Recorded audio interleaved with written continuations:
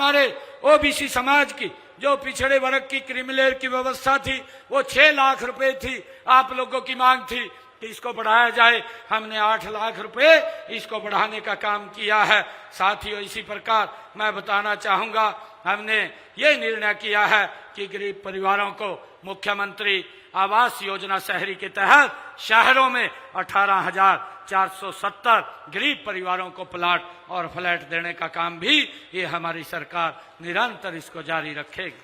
साथियों, हमने पिछले दिनों हरियाणा प्रदेश के 22 जिलों में अटल कैंसर केयर सेंटर्स खोलने का काम ये हमारी सरकार ने किया है। इसका लाभ मेरे हरियाणा प्रदेश के लोगों को मिलेगा।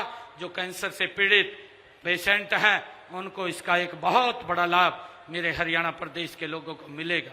साथियों, हमने कौशल रोजगार निगम के माध्यम से हरियाणा के 1,20,000 युवाओं को सुरक्षित करने का भी काम किया है। जो हमने कहा है साथियों, लगातार हमारी सरकार उसको पूरा करने का काम कर रही है।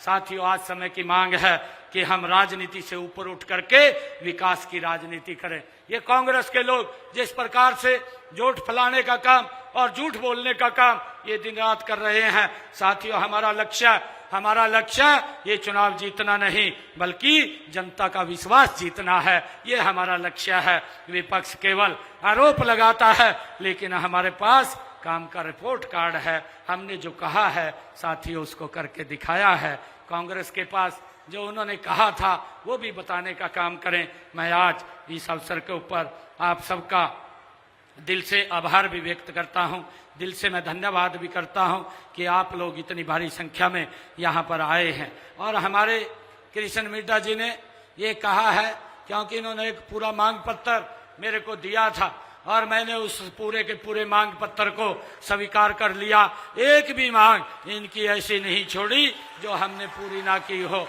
साथियों, इन्होंने जो बातें कही थी, परंतु ये आप लोगों के बीच में बोल रहे थे कि राजा से कुछ मांगना नहीं चाहिए, परमात्मा से कुछ मांगना नहीं चाहिए।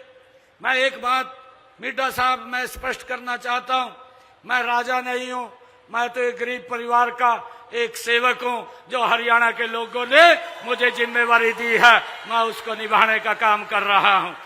मैं ये भी कहना चाहता हूं, मैंने बताया है कि हमारी सरकार ने जींद के अंदर 11 वर्षों में कितनी गति से काम किया है।